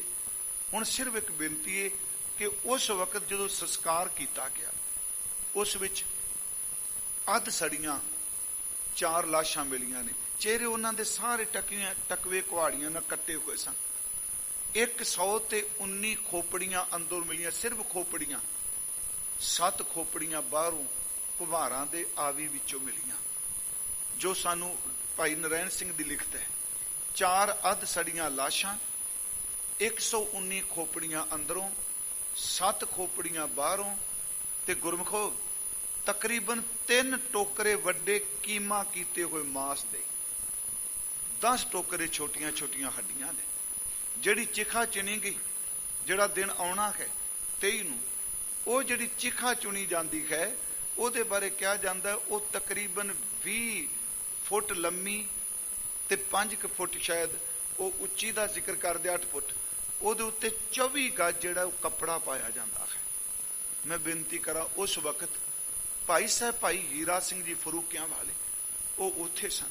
ਜਦੋਂ ਉਹਨਾਂ ਨੇ ਸਾਕੇ ਤੋਂ ਬਾਅਦ ਗੁਰੂ ਗ੍ਰੰਥ ਸਾਹਿਬ ਜੀ ਦੇ ਦਰਸ਼ਨ ਕੀਤੇ, ਜੋ ਸ਼੍ਰੀ ਅਕਾਲ ਤਖਤ ਤੇ ਸੇਵਾ ਵੀ ਹੋਈ ਸਰੂਪ ਦੀ, ਉਦੋਂ ਹੁਕਮਨਾਮਾ ਆਇਆ ਸੀ, ਤਪ ਤਪ ਲੋਇ ਲੋਇ ਖਾਤ ਮਰੋਰੂ, ਬਾਵਲ ਹੋਈ ਸੋਸ਼ੋ ਲੋਰੂ, ਤੈਸੈ ਮਨ ਮੈਂ ਕੀਆ ਰੋਸ, ਮੁਝ ਅਵਗੁਣ ਸ਼ੈ ਨਾਹੀ ਦੋਸ਼, ਕਾਲੀ ਕੋਇਲ ਤੂੰ ਕਿਤਗੁਣ ਕਾਲੀ, ਆਪਣੇ ਪ੍ਰੀਤਮ ਕਹਿਹੋਂ ਬਿਰਖ ਜਾਲੀ। ਪਿਆਰੋ, ਉਸ ਵਕਤ ਚਿਖਾ ਚਿੰਨ ਦੀ ਜਿਹੜੀ ਸੇਵਾ ਸੀ ਸਾਰੀ, ਇਹ ਭਾਈ ਸਾਹਿਬ ਭਾਈ ਤਖਤ ਸਿੰਘ ਜੀ ਨੂੰ ਦਿੱਤੀ ਗਈ। ਭਾਈ ਸਾਹਿਬ ਭਾਈ ਜੋਧ ਸਿੰਘ ਜੀ ਉਹਨਾਂ ਨੇ ਉਸ ਸਾਰੇ ਸਿੰਘਾਂ ਦੇ ਸੰਸਕਾਰ ਤੋਂ ਪਹਿਲਾਂ ਅਰਦਾਸ ਕੀਤੀ, ਕਿਉਂਕਿ ਉਸ ਵਕਤ ਕਈ ਤਰਕਵਾਦੀ ਇਹ ਕਹਿੰਦੇ ਹੁੰਦੇ ਸਨ ਕਿ ਸਿੱਖ ਕਹਿੰਦੇ ਨੇ ਖੋਪਰੀਆਂ ਲੁਹਾਈਆਂ, ਚਰਖੜੀਆਂ ਤੇ ਚੜੇ, ਬੰਦ ਕੱਟੇ, ਇਹ ਹੋ ਹੀ ਨਹੀਂ ਸਕਦਾ। ਉਸ ਵਕਤ ਭਾਈ ਜੋਧ ਸਿੰਘ ਜੀ ਉਹਨਾਂ ਕਿਹਾ, ਸ਼ਹੀਦ ਕੌਮਾਂ ਦਾ ਸਰਮਾਇਆ ਹੁੰਦੇ ਆ, ਅਸੀਂ ਜੋ ਅਰਦਾਸ ਚ ਕਹਿੰਦੇ ਆ ਨਾ, ਉਹ ਅੱਜ ਦੁਹਰਾ ਦਿੱਤਾ ਹੈ, ਸਿੱਖ ਬੰਦ ਕਟਾ ਸਕਦਾ ਹੈ। 23 ਫਰਵਰੀ ਨੂੰ ਉਹਨਾਂ ਦਾ ਸੰਸਕਾਰ ਕੀਤਾ ਗਿਆ।